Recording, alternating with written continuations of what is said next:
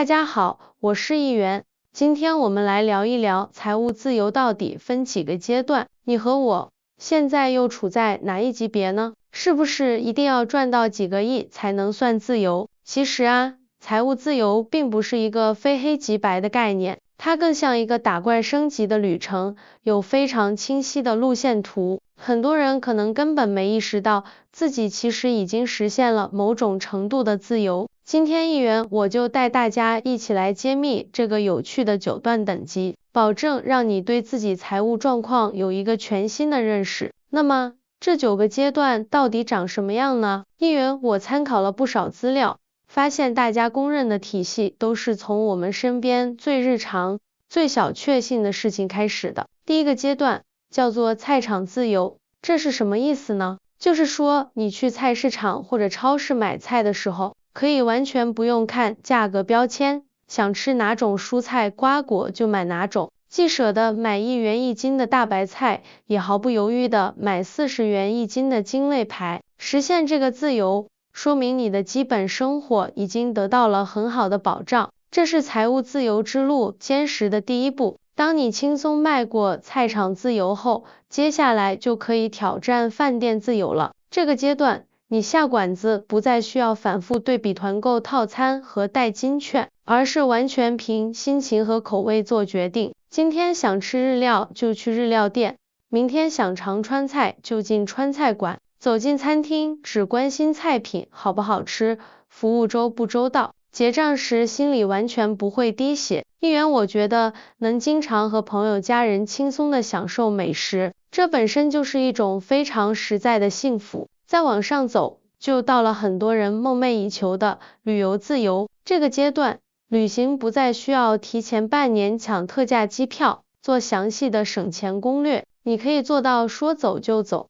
开心了就去三亚看海，失落了就去瑞士滑雪。选择目的地的唯一标准是自己的心情和兴趣，而不是银行卡的余额。议员我认为，旅行自由的本质是获得了对自己时间的更大支配权，让身体和灵魂都能在路上。好啦，聊完了这些比较轻量级的自由，我们开始进入一些大宗消费的领域了。第4段是汽车自由，这意味着市面上主流的汽车品牌和型号基本都在你的财力射程范围之内。汽车对你来说不再仅仅是一个遮风挡雨的代步工具，它更成为了你生活品质和个性的一种延伸。你可能现在开着一辆10万块的小车觉得很惬意，但你知道，如果哪天想换一辆40万的座驾，你的存款也完全能够支持。议员我身边有些朋友就处于这个阶段，他们换车不是因为旧车不能开了，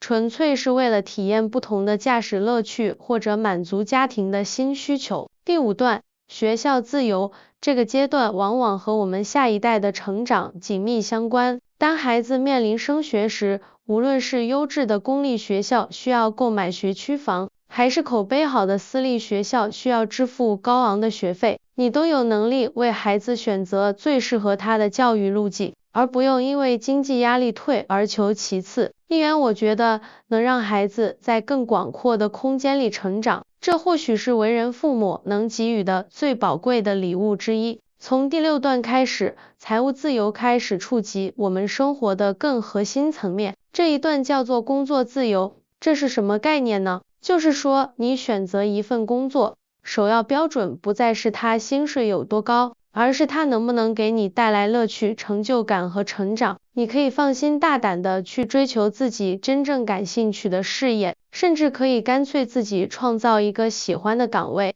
即使暂时没有合适的工作，你也可以安然的享受一段不工作的时光，而不用担心下个月的房贷从哪里来。议员我认为，工作自由是财务自由一个非常关键的里程碑，它意味着你开始从为钱工作，转向为兴趣和意义工作。第7段，医疗自由，这是我们每个人都希望拥有，但又不希望真正去动用的一种自由。它意味着当健康出现重大问题时，你可以不计成本的选择最好的医疗资源、最有效的药物、最先进的治疗手段，唯一的目标就是恢复健康。你不会因为拍一个 CT 多花了300块而纠结，也不会因为要用某个进口药而倍感压力。议员，我一直认为医疗自由是财务自由里最体现安全感的一环，它为我们和家人的健康构筑了一道坚实的防线。第8段，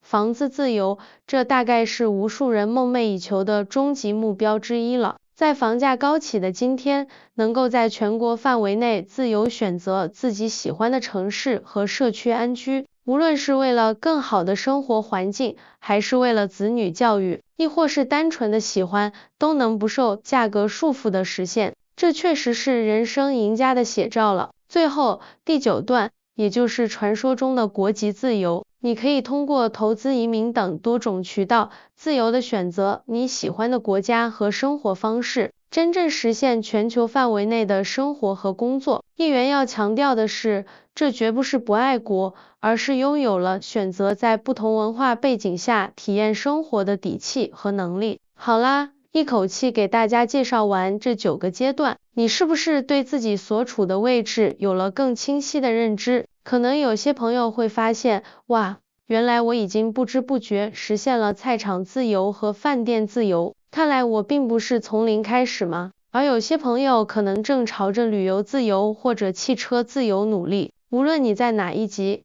议员我觉得都非常棒，因为你知道自己下一步该往哪里走了。说到这里，议员我想和大家分享一个非常重要的观点，这也是很多朋友容易陷入的误区。财务自由的本质，真的只是钱的无限叠加吗？我看未必。不知道大家还记不记得巴菲特这位投资大师的工作动力，并不是直接冲着钱去的，他的兴趣在于发现好的公司。真正的财务自由其实是一个状态，简单来说，就是你的被动收入大于你的日常总支出。被动收入是什么呢？就是即使你不工作，也能源源不断流入你口袋的钱，比如房租、投资分红、版税等等。当你达到这个状态，你工作就不是为了谋生，而是为了兴趣和自我实现了。所以，议员我认为，追求财务自由，其实有2条腿在走路，一条腿是大家拼命在做的，提升赚钱能力，而另一条腿却常常被忽略，那就是管理我们的欲望。举个例子，如果你1年的被动收入有30万，但你的消费欲望还保持着大学生水平，那你的生活可以过得非常惬意和自由。但反过来，如果你的欲望无限膨胀，老想着买游艇、买私人飞机，那就算1年被动收入1000万，你可能依然觉得捉襟见肘，焦虑不堪。所以啊，议员我的建议是，在努力提升收入的同时，也要学会审视和管理自己的欲望，让能力和欲望相匹配，这样幸福感才会最强。那么，作为普通人，我们该如何一步步朝着更高的阶段迈进呢？议员我觉得有几点非常实在的建议。第一，就是要改变我们的储蓄习惯，别再用收入减支出等于储蓄这个老办法了，这很容易让我们变成月光族。我们应该采用更聪明的方式，收入减投资本金等于支出。简单说，就是工资一到手，先强制存下一部分用于投资，剩下的才是你这个月可以花的钱。第二，就是要善用复利这个奇迹，越早开始投资，你的雪球就能滚得越大。第三，就是进行合理的资产配置，根据自己的风险承受能力，把资金分配到不同的篮子里，比如一部分求稳，买点稳健的理财，另一部分可以博取更高的收益。最后，议员想说的是，财务自由这9个阶段，就像是我们人生旅途中的一个个路标，它告诉我们方向，也记录我们的成长。它不是一个冰冷的数字游戏，其最终目的是为了换取我们人生的选择权和内心的平静。希望今天议员和大家聊的这9个阶段，能帮你更好的定位自己，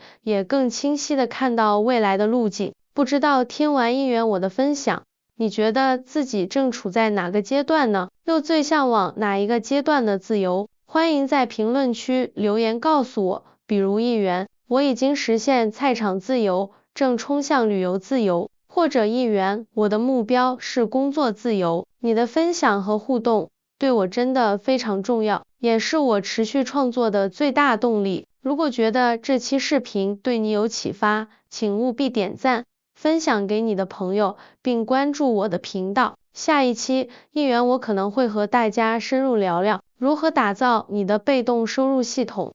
我是1元，我们下期再见。